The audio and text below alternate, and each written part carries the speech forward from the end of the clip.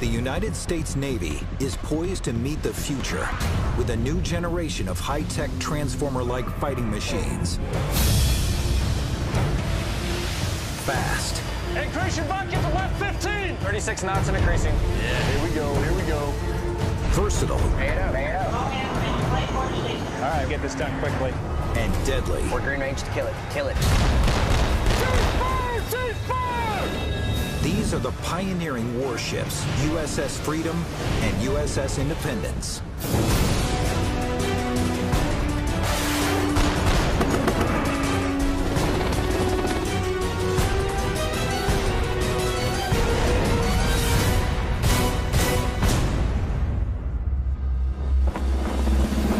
In the 21st century, the U.S. Navy must deal with a new wave of violent threats. The world has changed since the end of the Cold War in the early 1990s, when we were focused mainly on an open ocean war with our aircraft carrier battle groups, cruisers, and destroyers. The spread of modern weaponry has gone from state hands to out-of-state hands. Mines, anti-ship cruise missiles, fast-swarming attack craft, and operate in very shallow water, where our legacy ships can't get in at them. In response, the Navy commissioned a new class of warship. The LCS, or Littoral Combat Ship. Their cutting-edge design uses aluminum to lighten the weight of the ship, allowing them to operate in the shallow waters, known as the littorals. They're very fast ships. They use water jets, which makes them highly maneuverable. They can go faster than any of the threat surface craft they might encounter. They can add new combat systems without having to do a wholesale change out of the computing architecture. That's a first in the United States Navy. Freedom and Independence, the first two ships of the class, are prototypes that the Navy is still refining. They are research and development ships, and they went from idea to hitting the fleet in about half the length of time of what we normally would do for a surface combatant. So we're still learning a lot. Now, both ships must pass a grueling round of tests if they hope to stay on schedule to deploy with the rest of the fleet.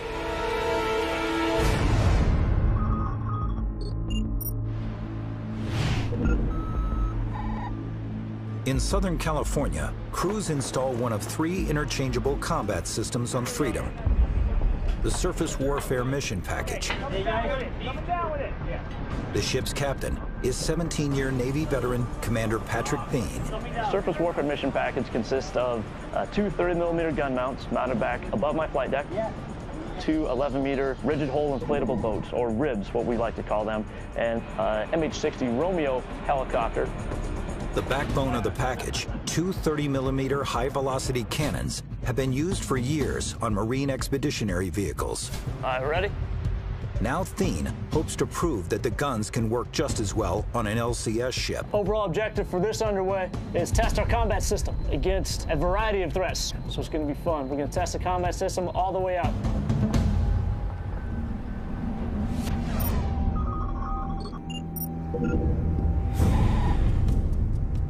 The other LCS-class ship, USS Independence, prepares to set out from Florida. How many more pallets of supplies do you have? Its captain, Commander Jerry Olin, who enlisted at 18, has worked his way up the chain of command. His ship is installing a different combat system. We're about to take Independence out for testing to try to integrate all of the components of the new Mine Countermeasures Warfare Mission Package. This mission package uses a remote-controlled underwater vehicle and specially equipped helicopter to scan coastal waters for mines, classify them, and then destroy them. Much of this equipment is still unproven, so civilian experts will ride along on both ships. I've got representatives on board from a multitude of program offices that own different components, several naval engineering centers. 501 and with Dahlgren Division, the certification. We are guests on this ship. No one likes, is it guests and fish or go bad after 3 days. So we have to be very cognizant. We are here not because we have a right to be, but because they allow us to be. 3 things right now that I'm looking at for Killer Tomato. Right. They're here to make sure the systems are, number 1, operating at design, and number 2, if there's some ways we can improve them. These two captains will take their civilian and Navy crews out to sea and put their new combat systems to the test. These prototypes must accomplish their missions before they can be used in the real world. Everything that we're doing now is a stepping stone. I want to take the ship out and want to go deploy. We need to be out there and doing things for the fleet, but also I know that we are testing everything out for the follow-on ships of the class. There's some things that we just have to get done. So if we get things right here, and I'll say when we get things right here, right, we're setting not just us up for success, we are setting the next set of crews up for success, because we're setting the future of the Navy right now, right here, okay?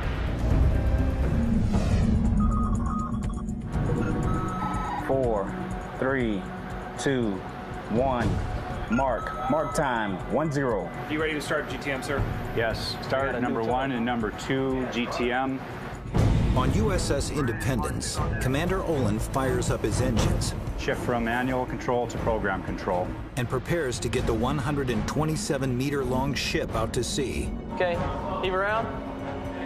All right, man. Hey, Tim! 5-6 on deck. 9-6 on deck, underway. Underway. Shift colors.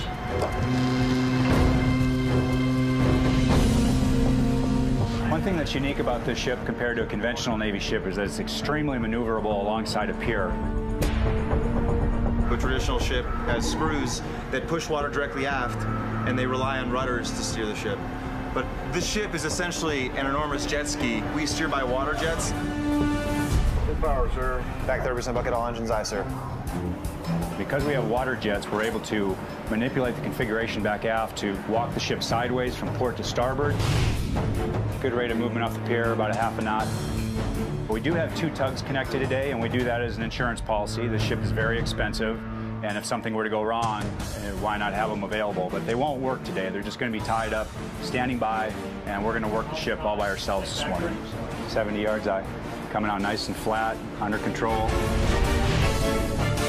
Independence is a very light ship for its size. I mean, we only draw about 14 feet of water, but we're a very large ship above the water. A trimaran hull gives Independence improved stability during high-speed maneuvers. It also provides a large amount of interior space for its mission packages. Her flight deck is 4 times the size of a destroyer's. Cam off the deck, I'm in heading mode. All right. Once Independence is clear of the docks, Captain Olin throttles up and heads for the test area. We can drive 40+ knots. We'll steer by actually angling a water jet. 400 yards to turn, next course, 243. We can turn on a dime.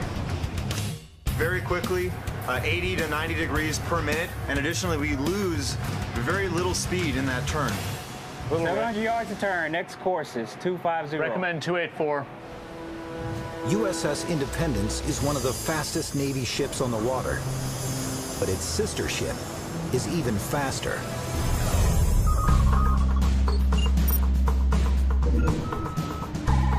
Shannon, you ready? Ready, sir. Taking all lines, get ship underway. Taking all lines. Underway! Underway. There you go. At 115 meters, the monohulled USS Freedom is smaller than its sister ship, but it still has a large mission bay that gives its crew access to the water. What sets Freedom apart are its powerful gas turbine engines, which generate almost twice as much horsepower as the turbines on Independence. One of the things that makes this ship kind of unique is we have the world's largest marine gas turbines. You know what I want to do? Got to blow the carbon out, sir. Sounds good to me. Autopilot engaged, coming to 245.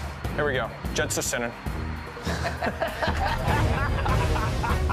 I like to drive the ship fast. The ship was designed to go 40+ knots. So how I look at it is if it's designed to go fast, well, let's go fast and make sure that it can. 37 knots. Very well. She's pulling hard to the right today. 36 knots, right. The ship has clocked speeds at 47 knots, which translates to 87 kilometers per hour. That's about 10 kilometers faster than the larger destroyers and aircraft carriers. We're We're designed to ride above the waves, kind of like a speedboat. We also created a rooster tail up above the height of the flight deck. So you've got a 3,000+ ton warship going 40+ miles an hour while we're kicking up an Olympic-sized swimming pool of water every second by those jets. It's a great, great sight, and it's very fun to do. What's your speed? Cab zone 3, right by the line. I've got a little aggressive personality for ship driving. The U.S. Navy is not used to ships that can drive this fast, so it's a great opportunity for me. Every time that we go fast, we're learning something new, and we're figuring out a way to make the future ships of the class better. Drop boost jets? Yeah, drop boost. D2. Now, Freedom must make its way north to the Point Mugu Sea Test Range, just west of Los Angeles, where in the morning, the real mission work will begin.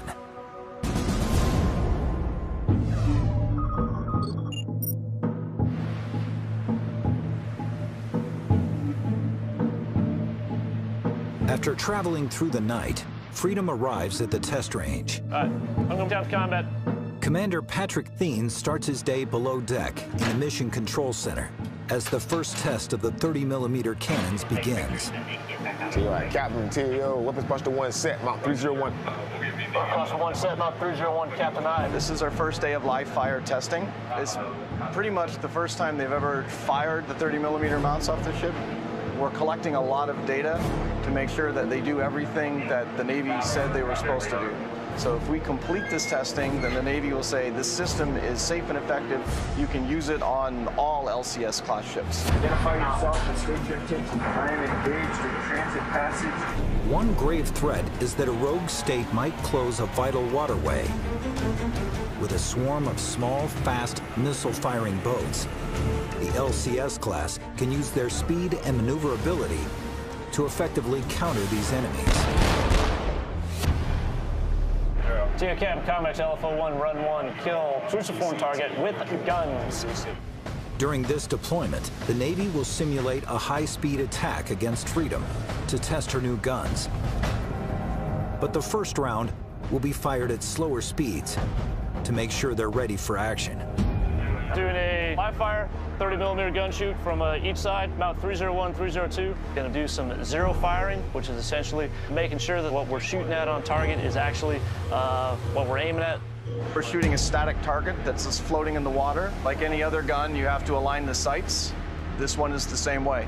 While the bridge crew will have a visual on the exercise. You guys drive from up there, just keep it on that spot.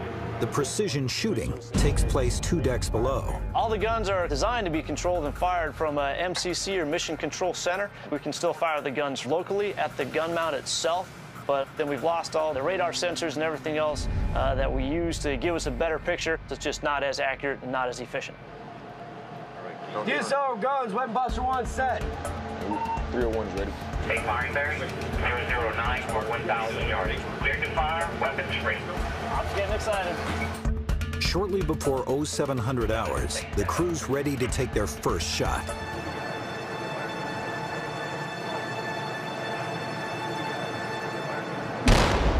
That's her. It's high. It's high, though. A little high again. Shooting a little high. You think? Just a little bit? Maybe? So I think they're adjusting for that right now. Why would we do it now? It's just like zeroing out a rifle, same thing. Ooh, that's better. Oh, a lot better. As the calibration continues, Freedom's gun zeroes in on its target with deadly accuracy. Oh, that's right on there. Look at it. Oh, that's going right through it. So. Yeah, that's dead on. Okay. 302 ready? All right, let's go do it. Take firing bearing Mount 302 commencing. All right, that works. Nice. Something 5 round burst eyes. I think you're just going to keep punching holes in it. We can turn it into Swiss cheese. Yeah, There we go. In an actual combat situation, these automatic cannons would be able to take out a small boat 2 kilometers away. That's what I'm talking about. Right there. That thing is Swiss cheese. With the gun zeroed, the team moves on to the next task. There it is. It's on your screen. When we do these tests, we start small with low complexity and we work our way up to more complexity. So right now we'll move into shooting a slowly moving target. Arm your weapon. Go and burst. Look at there. Nice. The crew has the starboard side gun dialed in. That's here, Captain Ceasefire, Mount 301. Ceasing fire with Mount 301. Then the port side 302 gun takes aim. Whoa, whoa, whoa, go the other way. It's gonna be long. This gun, however, has trouble finding its mark. 302, compact modular sight is down. We can still fire it, but we will not have any stabilization. Check fire, check fire, check fire. Check fire. Go ahead, check fire on. I ain't firing if you're gonna lose control of the gun. I'm crazy, but I ain't that crazy. This entire deployment is to test these guns. Just a few hours into the exercises, Freedom's mission is already in jeopardy. Really? Closer inspection of the gun mount reveals the sighting mechanism is broken. This will sideline the gun until a replacement part is sent to the ship. These things, they happen. The combat systems on the ship are incredibly complex. This is, again, a brand new ship. This mount has never been installed on a ship like this before. Frustrating, but not frustrating to the point that it's a game ender, that we can't continue on. What's your plan here? Should move us a couple miles so we can chuck a killer tomato and go shoot it. All right, I'm shooting. The team presses on. Great deal. Yeah, change the plan. Position for the next event, which is the killer tomato shoot. This time, they'll be firing the ship's native 57mm gun. This gun can accurately hit fast-moving targets up to 8.5 kilometers away, so it's Freedom's first line of defense during any attack. All stations, TAO, go ahead and visually and electronically clear the range. TAO, I hold range visually and electronically clear. Although a permanent fixture on every LCS ship, the crew still needs to align the sights of the gun before it is ready for the high-speed tests. Green range for fire at Mount 51. Once a ship is coming with course 270, we'll kill the train. With a 4-meter barrel length, the cannon shoots larger rounds, so it demands a bigger target. And then our engagement will be against a killer tomato, which is essentially a big balloon, a 10-foot cube floating on the water, big orange thing we can see and shoot at downrange. Hey, we're standing by to start LFO2. All right, man, ready to go? We're green range to kill it. Kill it. DSO firing.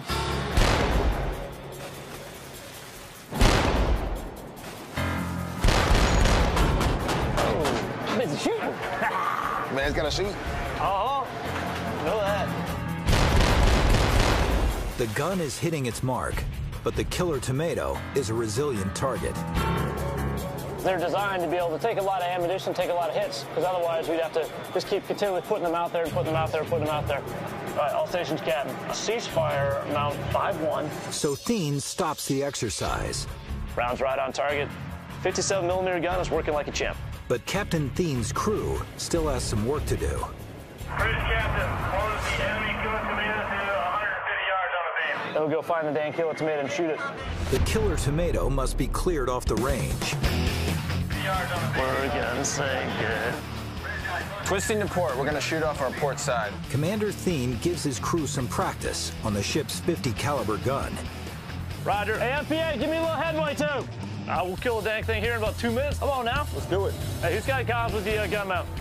502, Captain. Are you man ready? Yes, sir. We're still waiting on the ammunition. Really? I'm gonna go to my corner and count to 3. Until they don't hurry up, the damn thing's gonna sink anyways. Man ready. Man ready, aye. Outstanding. All right.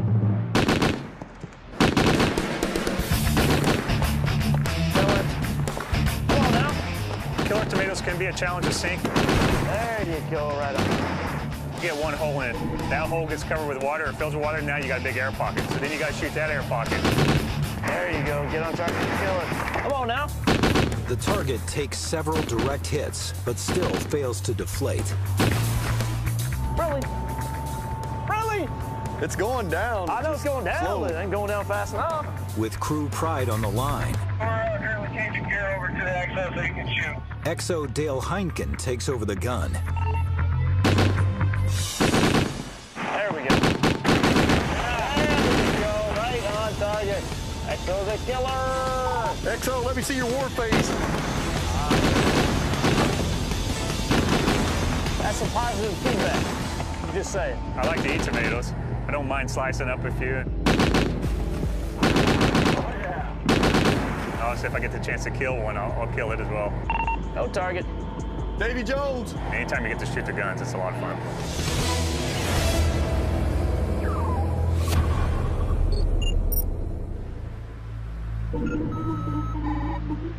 USS Independence has arrived at a simulated minefield to begin the high-tech hunt for mines.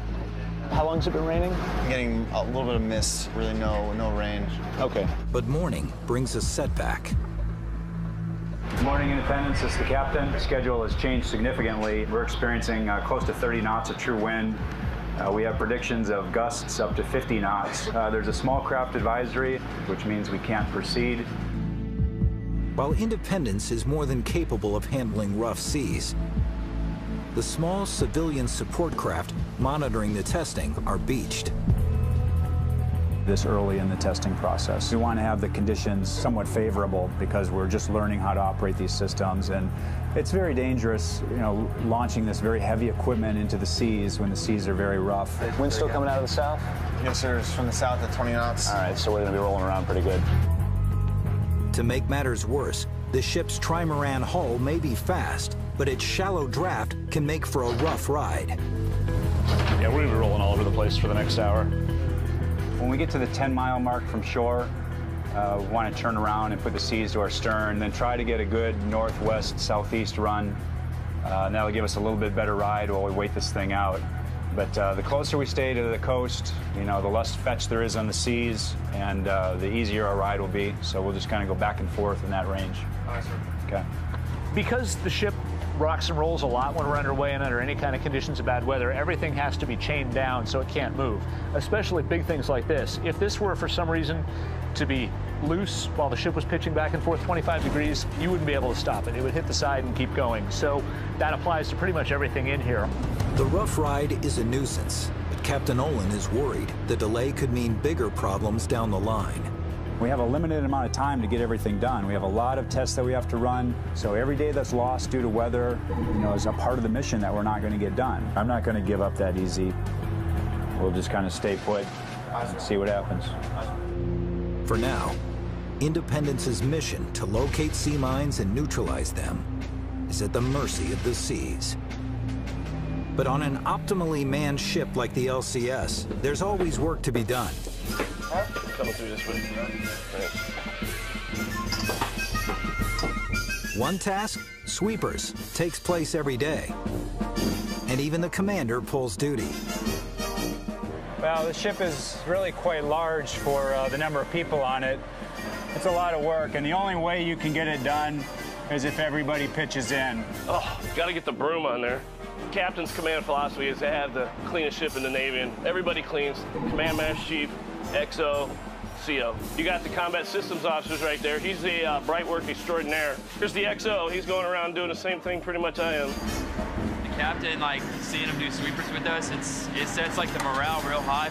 I mean, if the captain's working and you're not working, well, that's pretty clean. Kind of makes you think. It's maybe I should actually grab a broom and actually work, so.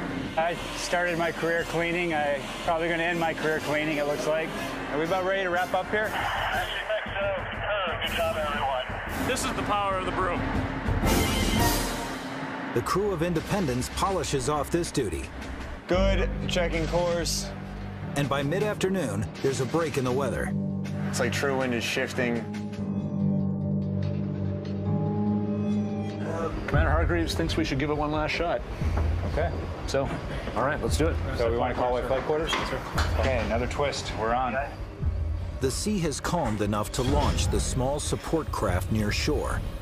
And the captain goes forward with the helicopter mission. Our mission today is to conduct a search of a suspected minefield in shallow water using a laser pod that's connected to an aircraft. Sea mines have destroyed hundreds of naval vessels since their first use over 200 years ago. and the threat is increasing. Iraqis laid more than 1,300 sea mines in the northern Arabian Gulf during Desert Storm, seriously damaging 2 Navy vessels. And there are new concerns that terrorists will use mines to sabotage key commercial shipping lanes and waterways, such as the Suez Canal. Clearing these mines has always been a life-and-death mission. Mine warfare has been conducted from wooden ships that have to enter the minefield and transit at about 3 knots or so while they search for mines and then have to stop and destroy the mines. They're in the minefield with very valuable cargo on there called a United States Navy Sailor. The littoral combat ship allows us to be outside of the minefield to locate and neutralize mines with no danger to the sailors. They do this using a helicopter and a remotely operated semi-submersible to carry out a 3-phase process: detect, identify, and engage. Coming up! One tool used by the helicopter is the airborne laser mine detection system, known as ALMIDS. It's a sensor that attaches to the helicopter that shoots a laser down to the surface of the water to search for shallow water mines. Mounted on a Seahawk helicopter, ALMIDS uses pulsed laser light to rapidly image large volumes of water to detect floating and near-surface mines. From the standpoint of the overall mission, it's the first step. If we can get the shallow water cleared, we know that the water is safe for the RMMV and the other sensors to go in. 10-year Navy veteran Lieutenant Rory Kipper oversees flight operations on the ship. We're just moving the helicopter out now from the hangar. We have personnel walking beside it, making sure that it's not going to slip, and we have a guy sitting inside riding the brakes for safety. The $25 million MH-60S Seahawk is a proven Navy asset. Its hinged tail and folding blades reduce its footprint aboard ships. Once we get out onto the spot, we can unfold the tail, unfold the main rotor blades, and prepare it for flight. Navy pilots fly the ALMIDS missions, but civilian specialists install it, since the technology is still being tested. Release the straps. All right, slowly raise the weapon. Up. The ALMIDS is housed in a 370-kilogram pod attached to the helicopter and controlled from the cockpit. Once the pod is ready to launch, Captain Olin and his Navy crew resume control of the mission. Call away flight quarters and let's get the ship into the seas. So turn into the seas and slow to about 8 knots. Flight quarters. All hands man your flight quarter stations. All personnel not involved in flight quarters. Stay clear of the weather decks at the frame 50. Covers are not to be worn topside now. With its crew of 40 stretched to the limit, team members must perform multiple jobs. All right, GSM-1 Duarte, ET-1 Hill, HMC Morris, GM-1 Ryan, CS-1 Neristan. All right, everyone, don your Mark 1s, your cranials, stand by outside for FOD walk down. Before they can launch, the crew assembles for a crucial task to clear the deck of foreign object debris, or FOD. All right, FOD walk down. Hey, let's walk the FOD. Culinary specialist Tanika Neristan was in the galley prepping lunch when flight quarters was called. Hey, spread it out! Here on board this ship, we wear many hats. I'm in the galley, I refuel, I'm a medical first responder, stand watch on crew surf weapons, I'm on the fire party, and there's a few other jobs that I know I have that I'm not naming off right now. You're good? Okay. Yeah, all right. We do get sleep, but sometimes it's not much. Amber deck. Amber deck. This is the helo control tower. This up here is the helicopter control officer, or HCO. So they're doing engine startup and rotor engagement. It's actually one of the more dangerous times because until the rotors get fully engaged, they can droop and flop around a bit. The guy down there in yellow on the flight deck is the landing safety enlisted. He's the only person in direct contact with the pilots on the flight deck. Turbo jet, green deck. Green deck. Green deck. The biggest danger is mostly to the helicopter itself, because if you're on a deck like this, the deck moves around with the water, so you can tip the helo over or have it slide across the deck. So last thing they do before launch is the chalk and chain crew goes up there, removes the chains that are holding it down, removes the chocks from the wheels so it's free to take off. But they want to do that absolutely last in case the ship takes a funny roll or something like that.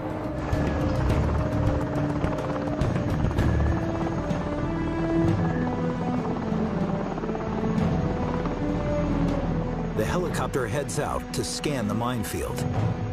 Now the aircraft runs track legs in a shallow water field back and forth and tries to detect mines in that area.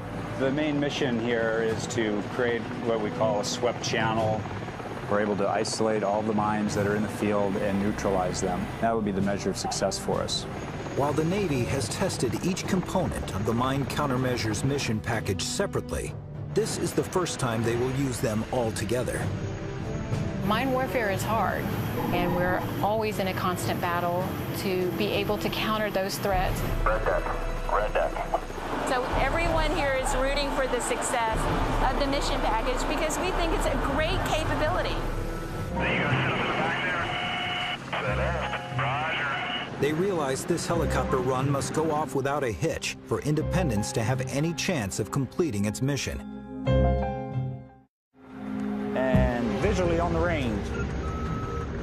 After a 2-hour search mission, the helicopter returns to Independence. The aircraft went out to the suspected minefield, conducted its search, brought the data back to the ship. We downloaded the data from the pod, and they're now conducting data analysis on the ship. Lead tactician Tracy Nye works with the Navy crew to analyze the intel they've gathered. This room is the command and control for mine warfare. The screens are all classified. The data that comes back, it's processed, and we very carefully look for these contacts that we want to prosecute in the follow-on missions.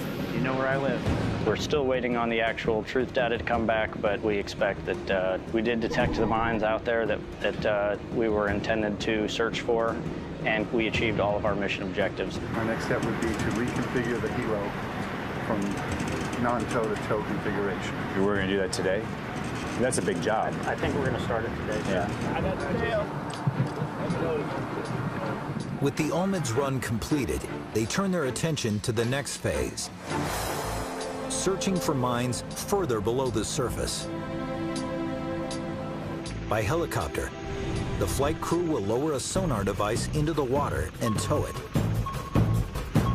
After Olmids missions are successfully completed and the surface of the water space is safe for our towed sensors to be put in, we configure the aircraft from a base H-60 helicopter to one that is capable to tow a Q-20 sonar system, which we have here sitting on the deck. We tow it behind the helicopter using a reeling winch. But the helicopter will only do a fraction of this search. The bulk of the work will be done by the cornerstone of the mission package, a semi-submersible called the RMMV.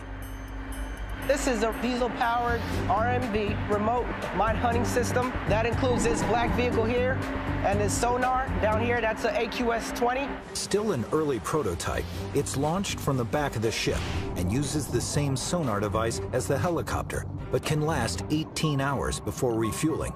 A big advantage over doing it from the air. What RMV brings to the table is endurance. It really is the workhorse. When the sun goes down, ship lighting is switched to red to keep the ship's profile to a minimum. As civilians check the readiness of the vehicle, Lieutenant Commander Lance Ruth makes sure his men are ready for the challenges ahead. Port. Stand at ease. Anybody have any concerns, anything that's come up over the last couple of days? It's better that we discover the problems now than discover them tomorrow. LPOs, you got anything to put out, Chiefs? Because this is all developmental testing, it is kind of a science project. It's about proof of concept. It's about taking the idea and making it a reality. The idea is to actually put the vehicle out and leave it out overnight and then recover in the morning. There will be some long days involved, so Get your rest when you can get it. The mission will actually go for about 18, 20 hours. So this is something that will in a way, mature us to know what to expect and how to handle it. Because once we're operational and we got a whole minefield that we got to clear, it's going to be a lot worse. Years of development and millions of dollars are on the line when testing resumes in the morning. We're all geared toward success. Nobody out here wants to fail.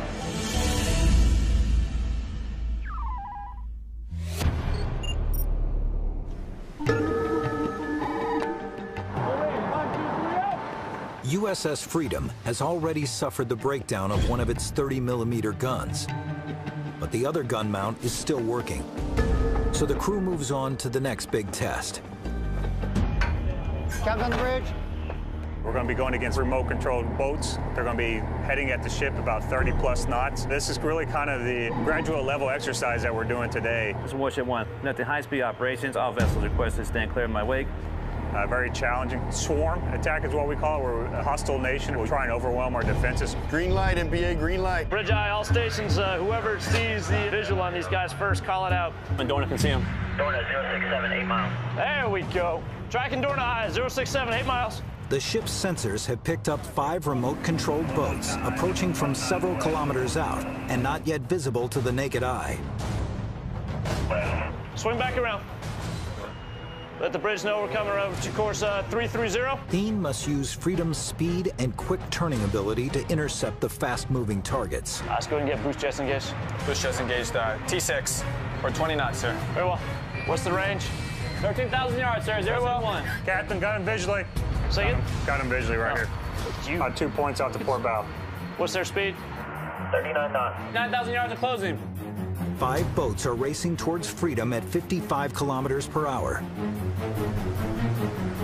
When the Freedom deploys in the near future, every decision the commander makes in a situation like this could mean the difference between life and death. Officer deck, left full, 340. Jets are left, 30 degrees, coming to 340. Let's get up to speed and run with these guys. Yeah, here we go, here we go. This is where we make our money, Chief. I want to see this thing drive. It's going to go fast. It's going fast. It's awesome. Very well. There they are, right there. Got them. Range! Range, 5,000 yards. All right, let's go. Here we go. Jets are centered. We're at 32 and increasing. 33 knots, increasing. 33 and a half. 34. 36 knots and increasing. All right. When you're looking at the ships doing 39 knots and you got vessels inbound to you, they're doing 39, 40 knots. I was saying you're talking about a pretty quick closure rate. 6,000 yards every 3 minutes. Yeah. So a lot of things are changing quickly. We're at 37 knots. Let them know we're starting to cut across them. As Freedom closes in on the attacking forces, Thien executes another tactical maneuver. I'm going to cut across in front of them and get them in 301's firing arcs. He prepares to cut across the path of the approaching boats before opening fire. We cross the T, which is a classic naval maneuver for gunfire. 38 knots, sir.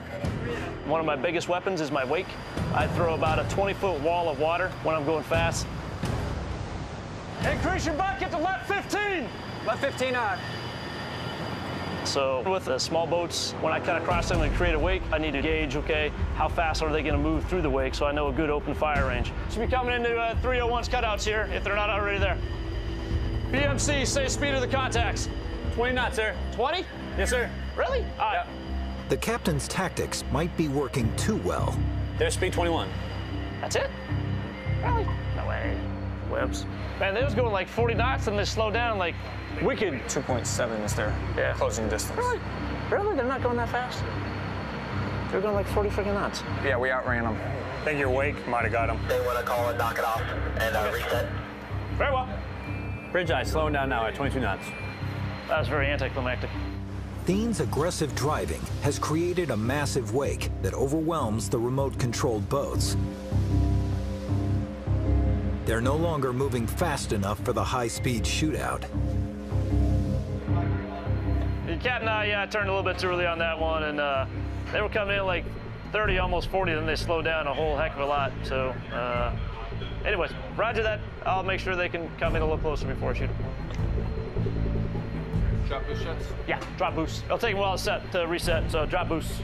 All stations, red range, red range. We kept them farther away from us than they wanted to be. So I controlled the battle space with my speed.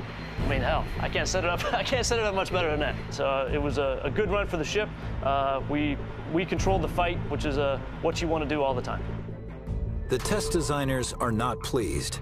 They need to prove Freedom can take out attackers with her new guns, not her wake. Project Officer Mike Molyneux needs the captain's help to make it happen. They completely made our test event very difficult. Yeah. So you know your tactics next time? You're ready to reset? Yeah. And we got an idea of how they're going to drive now, too. Yep. So, which gives us a bit of an advantage. Very wimpily. But they have a remote control boat. I know. They really want us to kill them. I know. And I really want to kill them. In my own special way. Okay. Every captain is unique and unto their own. It's his ship. He does what he wants with his ship. So we have to flex to that. The new gun has yet to fire a shot at the fast-moving targets. Captain Thien will have one more try to prove it can get the job done. Cutting across them, we weren't going that fast when we cut across them. So it wasn't that bad, but it wasn't that bad. We know we can run with them. We can run with them. With precious time slipping away, Freedom quickly repositions and starts again. All right, about 209, so we're going to open up to about 5 miles from these guys, and then come back to the event. We're going to swing around and do exactly what we just did. TA9. OS1. You got contacts there? It's that blob right about there. We're 25 degrees off port bow. Range visually clear. Range visually and by radar. Closing at a fast rate of speed I. FPA, turning around 47, 4,500, and that'll be perfect. This time, the captain turns the ship while the boats are further away in an effort to reduce interference from his wake. Perfect! Recommend coming left and running hard. Coming left. Set weapons posture 1, mount 301. Set weapons posture 1, mount 301. Posture 1, mount 301. Set weapon posture 101 I. Stand by for opening fire. Stand by. Stand by to open fire. T-open has still hold the range electronically. Freedom's speed allows her to move quickly into range for the 30mm gun. Yeah, I can't give anything better than this. I really can't. 3,600 yards. But it needs to fire before any advantage is lost, and attacking forces unleash their weapons. Why are we not shooting? Come on. 3,000 yards. Very well. Shoot, shoot, shoot. Ask TAO why we're not shooting yet. There we go. That's what I want to hear. Really? Come on now. We're gonna shoot some stuff. Tear the crap out of these guys. Shooting a little long. Yeah. After firing single rounds, the gunner tries to overwhelm the boats with a series of rapid bursts. Go and burst. You guys got any clue why I can't fire? Why are we not shooting it? Captain, there's a fault on Mount 301. No way! You can't make this up. What's your fault? You shoot. It's coming off and on. DOMPC clear fault. Attempting to fire. Still got a green to shoot high. Well, apparently it didn't fall as much as we thought. Still shooting. Only able to shoot 1 round at a time. 301. Bridge copies. Captain, only able to shoot 1 round at a time with 301. Well, shoot 1 round faster. We have a GCU fail fault on Mount 301. Unable to shoot with Mount 301. Recommend break off. Unable to shoot, recommend break off. After a fitful start, the remaining 30mm gun has stopped working. All stations, hold fire, exiting the safe firing bearings. Hold fire, exiting safe firing bearings. Hold fire, sir. Hold fire, aye. All right, here we go. Let's go ahead and cease fire on this mount. We're gonna finish this exercise right now. We gotta figure out what the hell's going on with this gun mount. All right, sir. Cease fire, all stations. All right, go ahead and slow back down. All right, sir, coming down. With 1 gun down, Freedom could continue the tests. But losing this second gun is a game changer. If technicians can't quickly fix the problem, they may have to pull the plug on the entire mission. It's believed to be one of the safeties built into the gun, maybe giving us problems. We know that if we fire the gun when the ship is traveling at bare steerage, 3 knots, we do not see this fault. But we know that it does fault when the ship is blasting along at 30 knots plus. It's shaking and jiggling, and now there's a lot more motion involved. Hopefully, we can try to find some sort of engineering solution to this problem. Dean is still hoping any needed repairs can be made quickly and at sea. Sure. He and his crew have a good battle rhythm building. All right, Mike, what's the plan? You got a plan? And the commander wants to minimize any possible delays that would interrupt their momentum. So the part arrives tomorrow at noon. They would like the ship to pull in port Friday and then get underway Monday. Yes, I know. The General Dynamics tech doesn't show up till Saturday. Why don't we just pull in? Why don't we just pull in on Saturday then instead? Because that's overtime on the tugs. And the part arrives tomorrow at noon. They want to start on that part and troubleshoot for as long as they can. Really? There's an upside to this. It means we still get to test. The consensus is to temporarily halt Freedom's testing and head to nearby Port Hueneme for repairs. Get with Ops. Let him know that's the plan. I'll put it in an email right now. Yep. Cool. Thanks. This testing is incredibly expensive. It's not my call. That decision is made by people on the beach, the people from the program office. They're the ones paying for all this. We need to demonstrate that the system works, and if we know we have a problem, we have to fix the problem before we move forward. Otherwise, we're just wasting taxpayer dollars. Sailors belong on ships and ships belong at sea.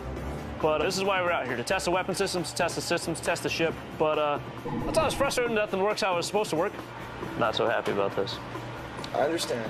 I'm just saying. I understand. All right. Thank you. Thanks.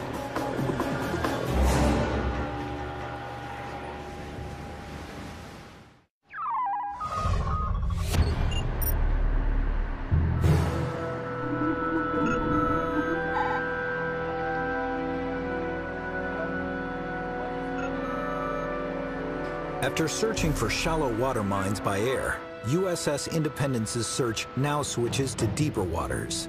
I don't know, I think the seas look favorable. They're a little choppy. Yeah, those ports, we're flattening out by going into them. The crew prepares to launch the helicopter and the semi-submersible known as the RMMV simultaneously. Once the ship is deployed to a hot zone, it can use both methods to scour minefields. I hope we get moving here. I kind of want to get this thing in the water. It's a tense day for all on board. It's the first time the Navy crew will launch the $12 million mine hunting vehicle on their own. Today, the sailors are taking complete control of the system. So there is some butterfly feeling. Ship 1 to Oral 1, Captain requests at Amber Mission Bay. Amber Mission Bay. Amber Mission Bay. They just got Amber Mission Bay, which means that the ship is stable on a course and speed, and we're not pitching and rolling all that much, so that the vehicle can actually be launched. The flow field behind the ship with the water coming out of the water jets is very important. Once this thing hits the water, if you've got only one of your engines online, or if they're not in exact parallel, then the flow of the water is going to push it off to the side one way or the other, which it's just being held by 3 lines. It could get knocked off center. It could do all kinds of bad things. Green Mission Bay. Green Mission Bay. Failing on tagline 4, disconnect 4. Send the RV fully in. We're coming out with the vehicle all the way to the suspended position now. Slack out at tail line high. Raise the last line. During the launch, some systems aboard the RMMV are controlled through a detachable spine. Drop operator is controlling the vehicle from a visual line of sight. The spine is quickly released when the semi-submersible hits the water to prevent damage to the vehicle and the ship. Next piece is to put it in the water. All right. Lower. Lower it high. And a little quicker, folks. We're going.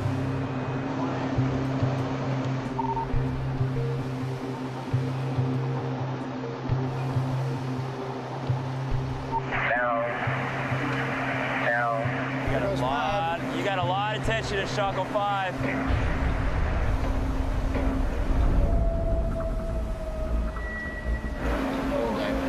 Pay it up. Fast eye. What happened? We're having a hard time releasing the captain's line.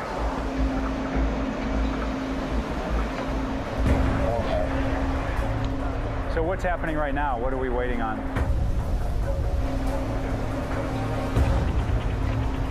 I just want to be sure we're moving along here because time is important. Come up. Come up. Captain's line release. All right. Hey. It's good. Success. The capture spine retracts into the mission bay, and the RMMV is off to search for mines. Tell that released. But the crew has no time to celebrate the successful launch. All right, gentlemen, we gotta go to flight quarter. The ship is at flight quarters. All trash and garbage off station. With the RMMV away, the crew scrambles to get the helicopter launched on its tow mission. The idea now is that we launch a helicopter to conduct similar operations in a separate area. So we have basically tandem operations from the surface as well as from the air.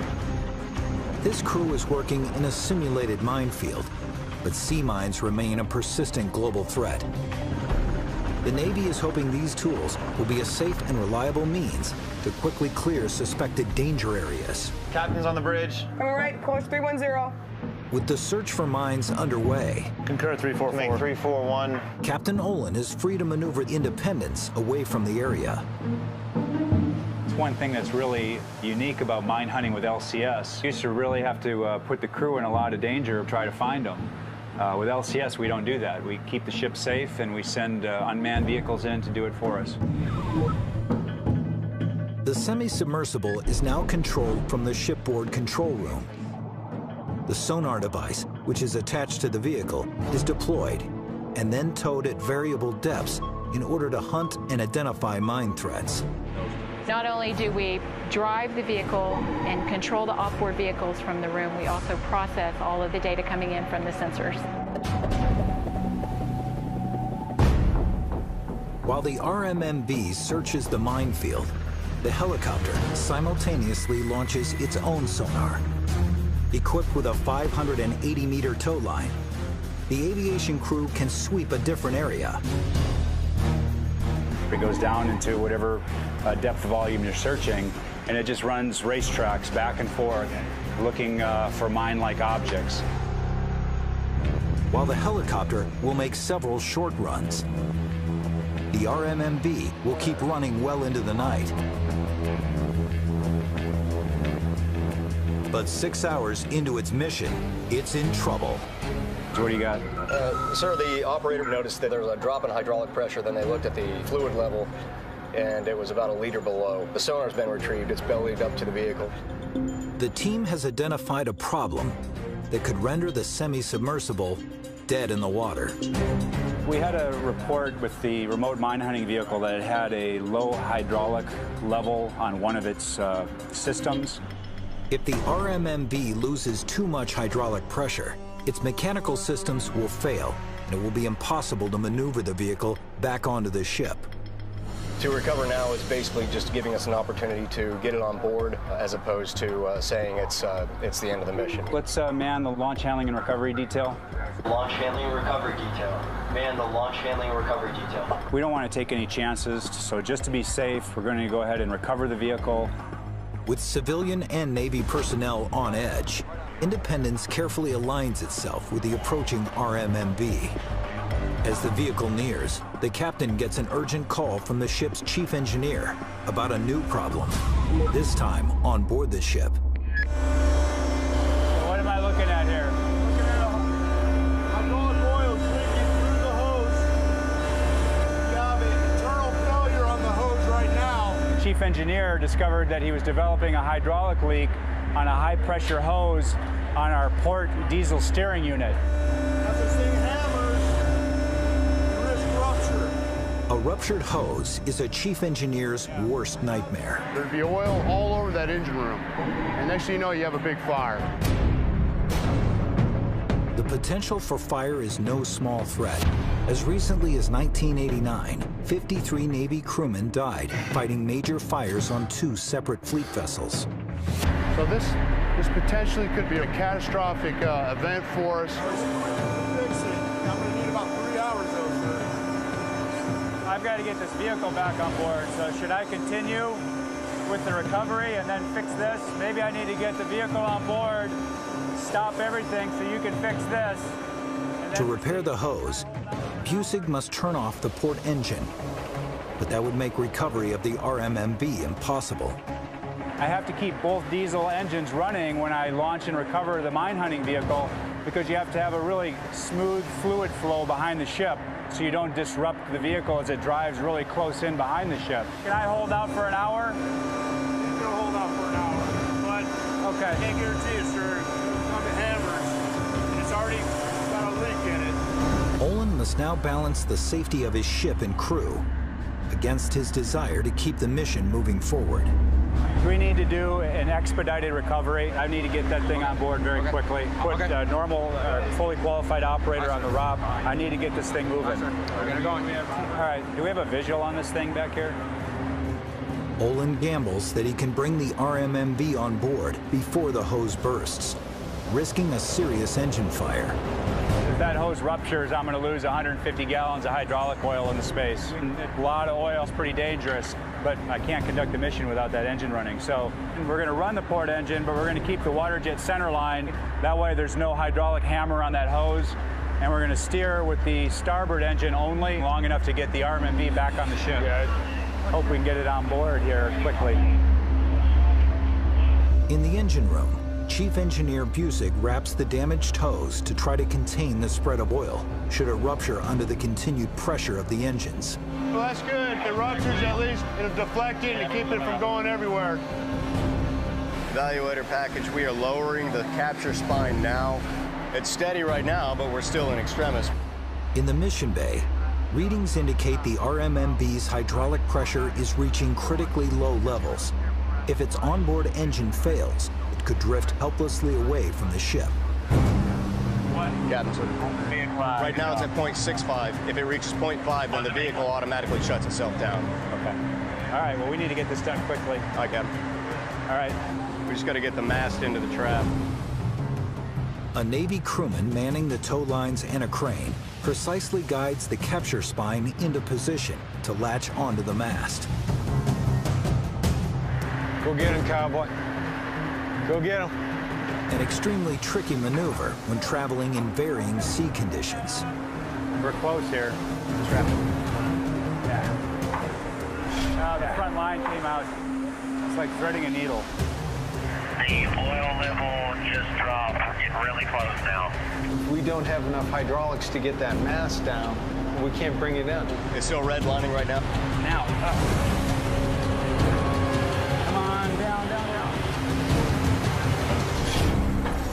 I think they got it.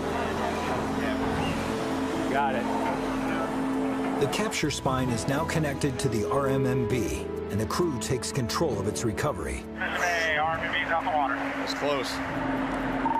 Bridge captain, shut down the port diesel and the port water jet. They begin the careful process of moving it back into the mission bay. As soon as I had that vehicle lifted and out of the water, we declutched and secured that engine on the port side before we ruptured the hose. And that could have ruptured at any second.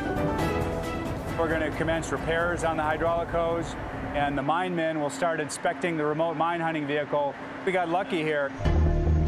The day was not a total loss for USS Independence. The helicopter mission went off without a hitch, but the RMMV only made it a third of the way through its test. Until they can get their workhorse back in the water, the mine hunting mission is at a standstill. We have to pull into port in a couple of days to refuel.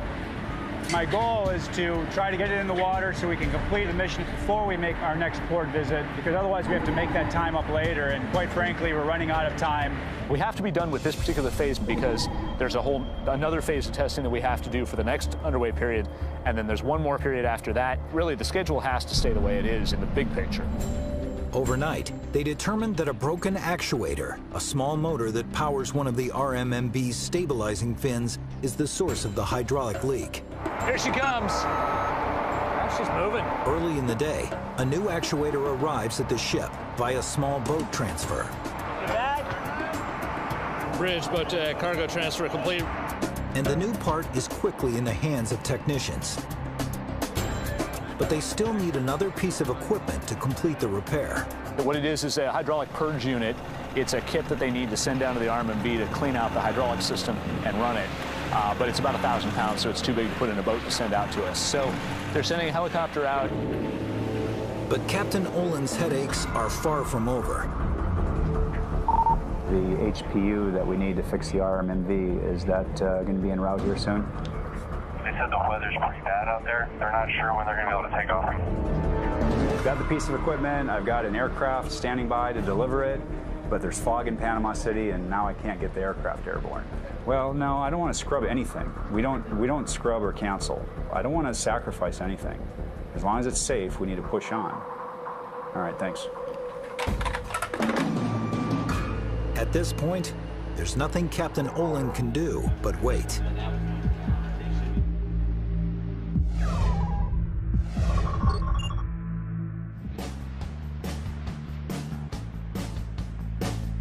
Usually when we can get an hour or two in the schedule, we try to run a no-notice drill. All right, I'm en route to medical. Make it a safe route. Yeah.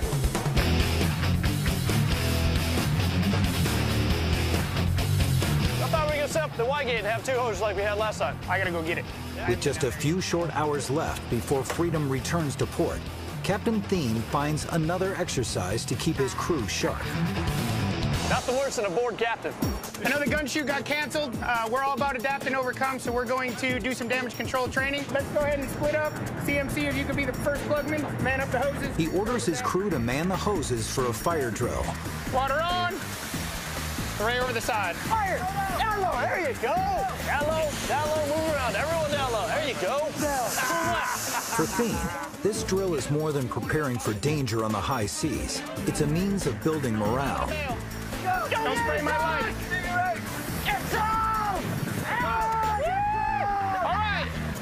The captain's energy is pretty much, it's infectious, I would say. Definitely, that energy kind of feeds us and kind of keeps us going. Every crew reflects the personality of the commanding officer. His energy resonates in all of us, and it's a fun place to be. Fight the fire! Don't straight and go down angles. Don't straight. Keep fighting as you're doing it. Keep fighting. Keep fighting. I love training. It's freaking awesome. Spirits are high as Freedom arrives at Port Hueneme, a naval base 100 kilometers northwest of Los Angeles. The ship will dock here for 2 days to make repairs to the gun mounts, and the captain doesn't want his crew to lose their edge. Don't let yourselves get out of the groove we're in and the tactical mindset. When we get back underway on Monday, it's going to be an hour transit to on the range and putting rounds down range, okay? We need to be ready for that ASAP. We are here to fix weapons so we can go out and shoot and kill things, okay? So everybody needs to keep that in your brains. Freedom's crew must wait out the weekend before they know if they can return to the firing range to complete their mission. There's always a time crunch. There's some risk to accomplishing our mission all the way, but right now we can't complete the mission without the guns being fixed.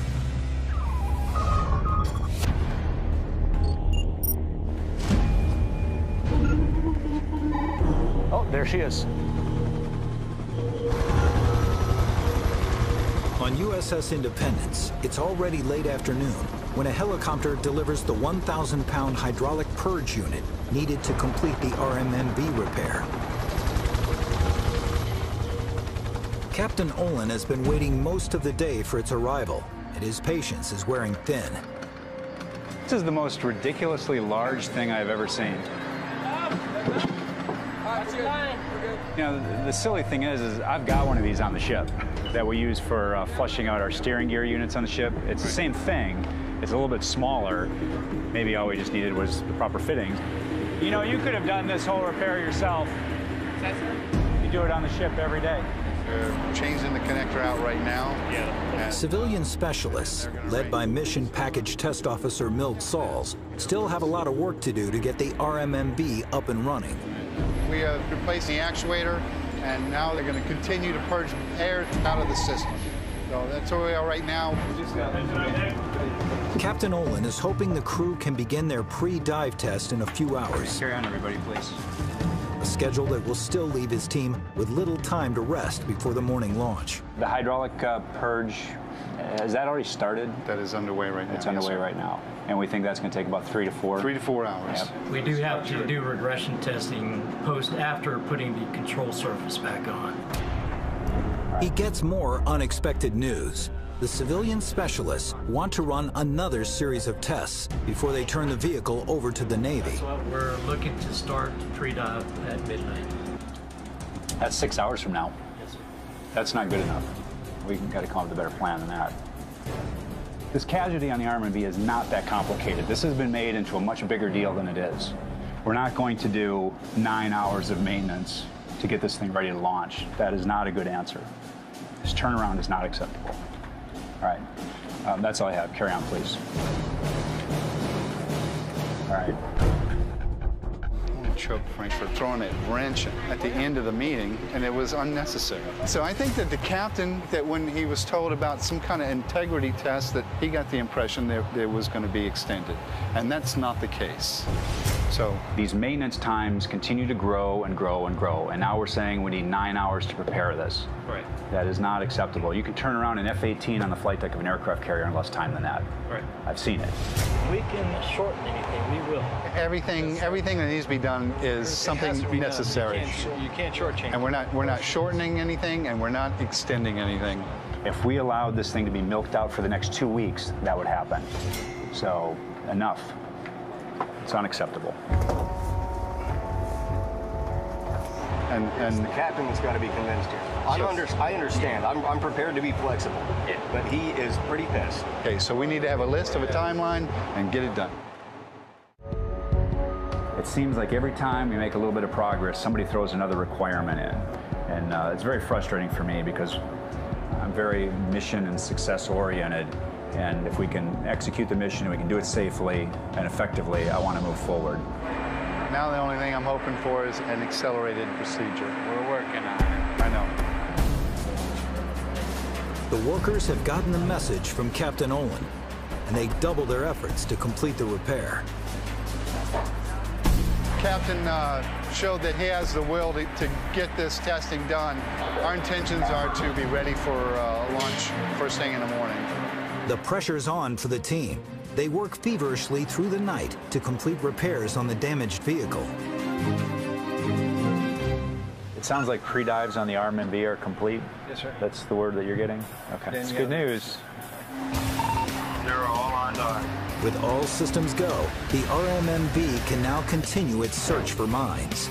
All right, console's up. Rockets are midship 9, launching RMMV.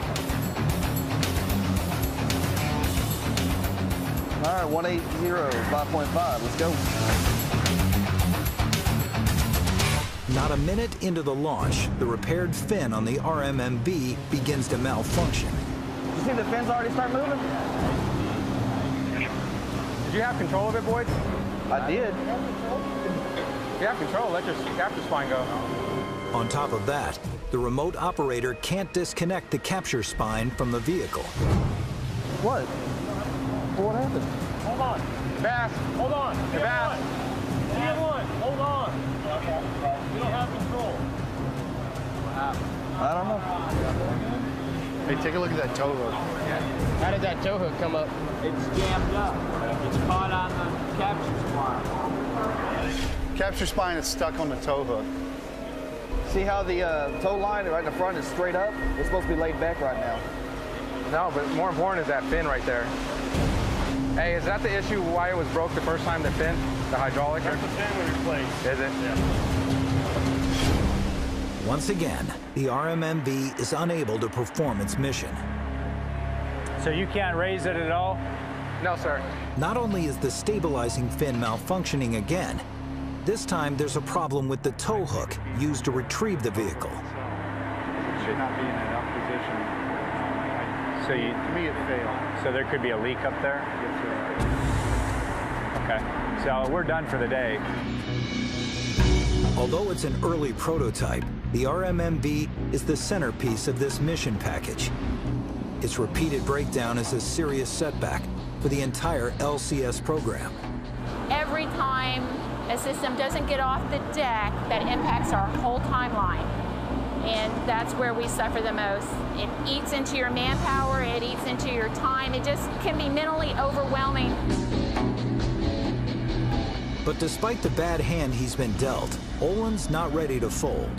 I'm trying to be very aggressive in ensuring that we keep things moving along, His team has located and identified enough mines to keep the mission on track. The captain still has one card left to play. All right, we need to plan the remaining 3 days that we have. I mean, it's going to be aviation-centric. We'll plan the next mission over the calls that we got from the RMV mission that we ran. They decide to move forward to the third stage of the detect to engage scenario. Ready? It's finally time to let the airborne mine neutralization system, known as AMNS, take out the identified mines. The ship's helicopter will carry the AMNS and lower it into the water. The pod releases neutralizers known as archer fish, which swim up to the mines and detonate. This is a way to be able to separate ourselves from that minefield and maintain a safe distance and keep our sailors safe. Back off. The mine does explode. We're in the air, we're not in the water. w2hm1 should be giving you a bearing to the ship.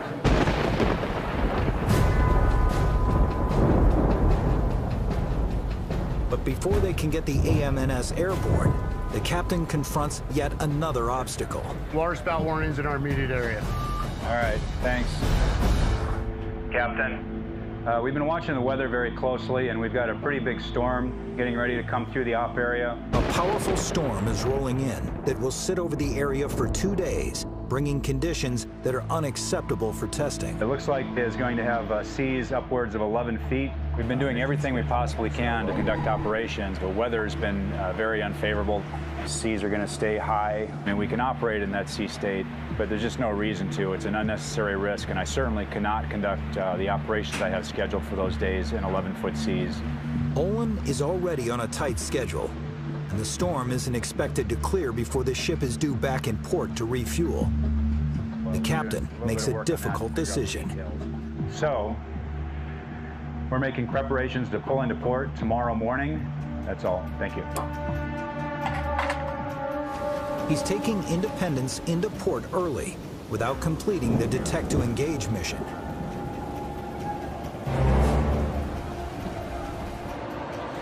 It's a disappointing turn of events after so much hard work. So Olin gathers his team one more time to see if they can somehow salvage the mission. Attention on deck. Everybody stand at ease, please. The mission team needs to figure out how do we capitalize on the remaining hours that we have, and that's what we've got. All right. We do have the option, sir. This is way outside the box, but we can launch gear side. I'm okay with launching a mission from the ship on Monday if I get clearance from base ops to do it. I have no problem doing that at all. Would you see any problem with that option? Lieutenant Kipper comes up with another option. Instead of at sea, he suggests conducting the final phase of the mission from port. You just got to work it with base ops. Are you happy? I'm happy, yes. Now I'm happy. All right. When you're in testing, you have to come up with lots of workarounds. Nothing goes as planned. The initial plan just gives you some practice on how to replan. That's about all it does for you. Will do, sir. All right, thank you. We say Semper Gumby, always flexible. We're trying really hard to continue with our mission, even though the ship is coming into port due to weather. So we're going to keep working tactically as though we were at sea on Monday. The only difference is we're going to be tied up next to the pier for that one day. There's Aiden hazards, our buoys 3 and 4 off the bow. As they pull into port, the team is upbeat that they can finally complete their mission. But as the entire Independence crew has learned the hard way, there are no guarantees that they can pull this off.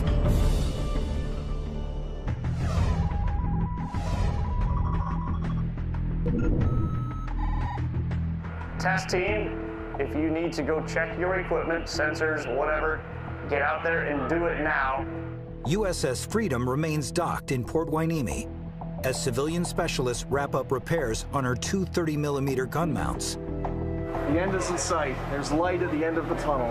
After 2 days on dry land, the captain and crew are itching to return to the firing range to finish testing. Just tell me what's going on. 30mm guns. Compact modular sight on Mountain 302 is installed. All right, sounds good. Ready to shoot? Ready to shoot, sir. Guns up, ready for fire, right? Let's go, sir. We'll do it. Oh, thanks, boss. The repairs are completed on USS Freedom's broken 30mm guns. Oster deck, how we coming? And it's time to head out. All right, MPA, let's get some headway and get the heck out of here. I need to go fast in about 2 minutes. Captain Thien makes quick work of getting back to sea. Freedom prepares for a major exercise, using all her guns and a helicopter to prove she can counter an attack by high-speed targets. Attention on deck. Carry on. He gathers his command team to make sure they're ready to go. Holy crap, finally getting to shoot dang guns. Outstanding. Lots of good work been done, fixing the goofy things up. We're gonna go out and zero fire them, gonna go out and do some tactical testing, some drive the ship fast, and find out exactly how she operates. But to do that, they must first recalibrate the repaired 30mm gun. So the team takes aim on another killer tomato. It's called a zeroing of the gun. So since we just did these repairs to Mount 302, basically replacing the sight on them, we need to kind of test it where we'll shoot, see where it hits, and then we'll adjust the sighting from there. Tomato passing the bow. It's a make or break moment for the crew. These guns must hit their marks before Freedom can move on to the final test. Kilo NBC, we have permission to kill tomato. That's affirmative. Kilo, killer tomato. I saw that one go long and to the right. Roger. I think you're still a little bit to the left. I think maybe a little high too. I'm not sure. Kilo NBC, 3 rounds fired. Make direction. Looked like it was right on target. 270 right. All right, you were to right. Shoot it. Perfect. Dead on. Direct hit. Awesome. I think we just shoot like what we did that last round, and we'll kill whatever we shoot at. That's affirmative, sir. Now that the 30mm guns are zeroed in, they unleash their final rounds. It's guns versus killer tomatoes. And it's not even close. That's a direct hit. Guns did great. It took them a little bit to get it zeroed in, but once they got it zeroed in, I pretty much finished the target off. That was kind of sweet. The 30mm mounts have passed with flying colors, but their next test won't be so easy. Tomorrow, Commander Thien and his crew will have to face off against 5 incoming enemy boats, moving almost as fast as the speed demon Freedom herself.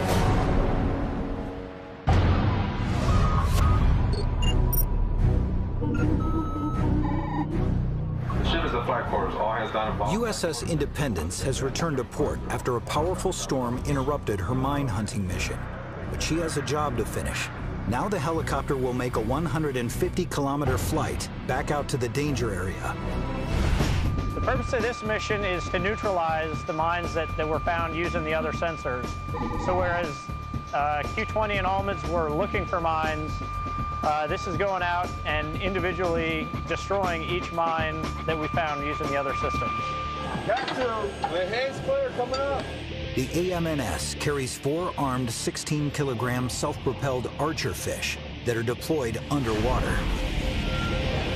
But on today's exercise, the crew won't have the satisfaction of seeing them detonate their targets. They will not be live ordnance, so there won't be an explosion because we're shooting at a training mine that we don't want to destroy, and the Archer fish units cost several $1,000s. There's no shape charge in the nose of these destructors, so we just touch the mine with the destructor and we've completed that sequence. For the entire crew of USS Independence, it's a pivotal moment, the culmination of all their difficult work. This is a proof of concept, shows the detect to engage sequence works at least notionally, can be conducted from the ship with the personnel on board, and is a real big check in the box for the objectives of this test. Amber deck. Amber deck. If they can pull this mission off, their testing cycle will be a success. Failure could mean costly delays for the LCS program.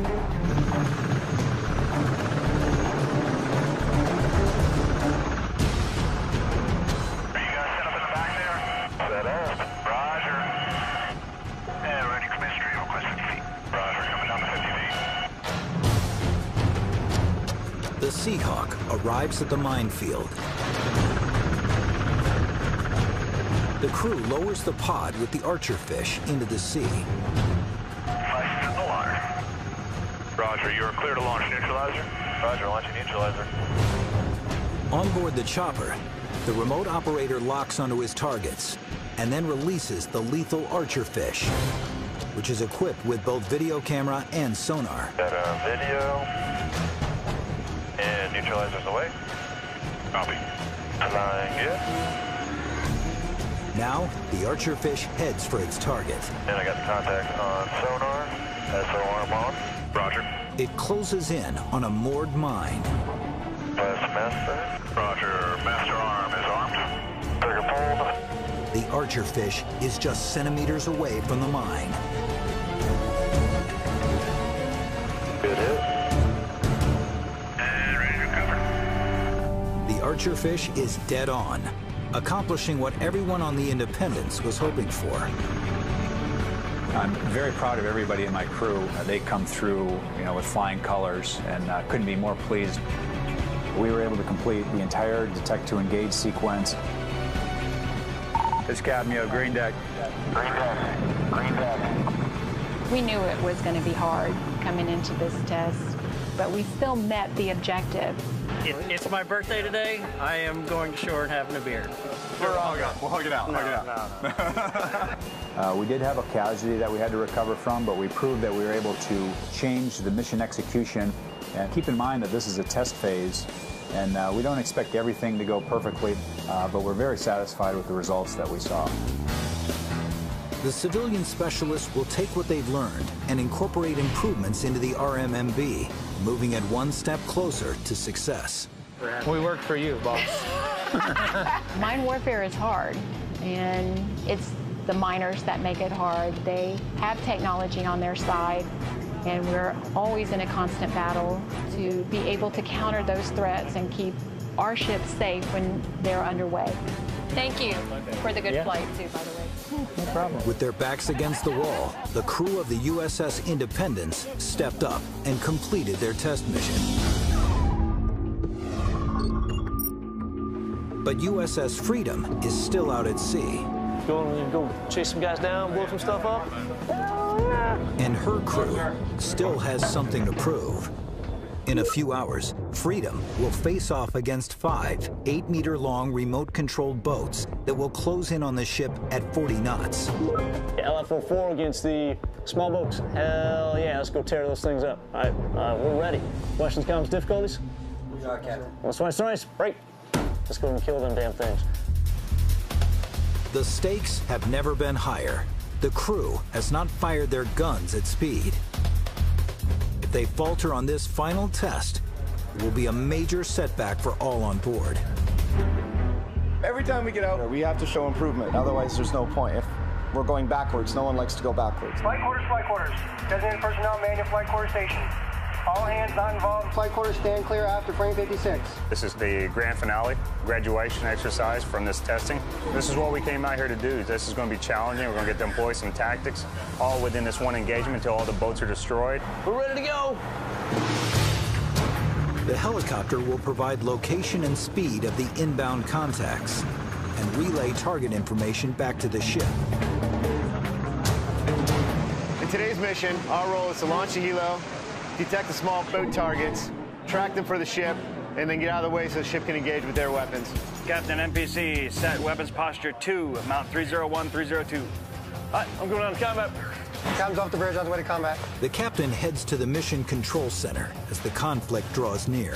Freedom has a lot on her plate. Today's the big game day. We have the ship fixed. Ship goes fast now. We have guns that are working and some good range coordination. Make sure those targets are out there and we'll tear them up. Until they are within visual range of the ship, the helicopter continues to track the targets. All right, coming in on the contact. All instruments are looking good. Coming out. It transmits the coordinates back to mission control. This is it. First set of boats coming in. Heads up, track 8-1-164, port quarter. Small boats, composition 4, a hostile. Kill 8-1-164 with a gun.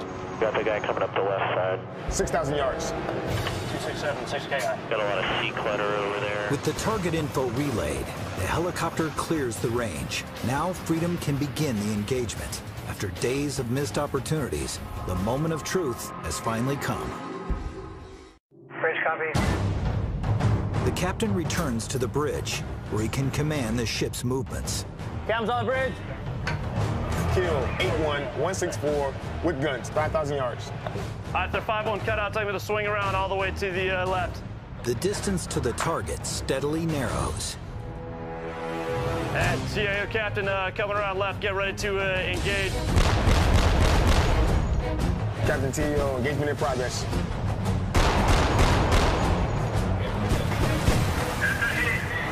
Still moving. 2,200.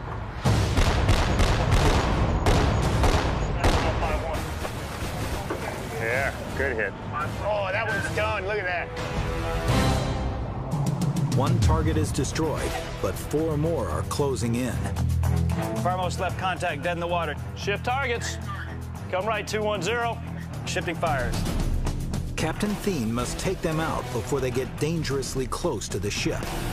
Increase your rudder to right full. Right full. My rudder is right full. Nice. Direct hits. Shift fires on target, COW. Shifting fires.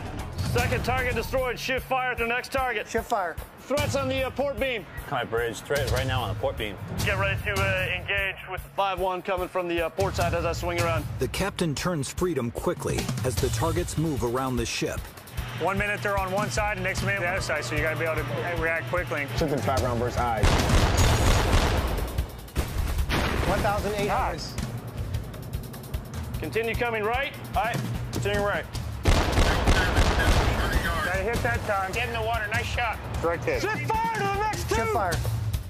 As the final 2 enemy targets approach the ship, Freedom's weapons take deadly aim. There we go. We got him on that one. Get in the water. Nice That's what shot. I'm talking about. Now, Freedom is down to 1 target. Right full rudder! Right full, rudder right. Rudder is right full. He's still moving. Keep firing, keep firing. Oh, knocked the mannequin down. We got the mannequin on the front. Oh, yeah. Rudder midship! Rudder midship side. Cease fire! Cease fire! Cease fire. Good shot. Nice shot. Good shot. It's an impressive display of firepower. Each target is destroyed. JO, MPC, all contacts, dead in the water. One of the first times we've had the opportunity to combine everything, the ship's speed, and then also firing all the weapons. We've gone fast before, we've shot the guns before, but we haven't combined the 2 of them together. Just to wrap things up for what we have accomplished today, 5 inbound targets, 5 mission kills, 5 mobility kills, 5 for 5, 100% accuracy. We killed the enemy, and we killed the enemy with a vengeance. So good job on to everybody. The mission was a complete success. Destroyed all 5, left a few of them smoking, a few of them burning, but all of them were a mission kill. For first-of-class ships like Freedom and Independence, it's never an easy road. But during these missions, they were able to overcome serious obstacles and complete their tests, moving the entire LCS program 1 step closer to deployment with the rest of the fleet. 5 months after these exercises, Independence successfully launched and recovered the RMMV after incorporating changes to its design. More LCS ships are on order as Freedom and Independence continue to work out the kinks with their mission packages. We've learned a lot of lessons from the first 2 ships of the class. We've implemented those lessons learned into the follow-on ship designs. The programmer record is to eventually have 55 of these ships operating in the fleet. The LCS program is going to grow significantly in the next couple of years, and the types of missions that they're performing, possibilities are endless. The next sailors that will follow in our footsteps, they'll be able to have an easier time because they wouldn't have to go through all these trials that we're going through. I want to take the ship out and want to go deploy. If we're part of the fleet, we need to be out there and doing things for the fleet. If there's a crisis that requires freedom, we're ready to go anywhere and do anything. I'm very proud of what these ships and the sailors that man them have been able to achieve. I'm very proud of the defense contractors and government civilian employees that have taken us through all of these various stages of testing, and I look forward to great things from these ships as they enter the fleet in numbers.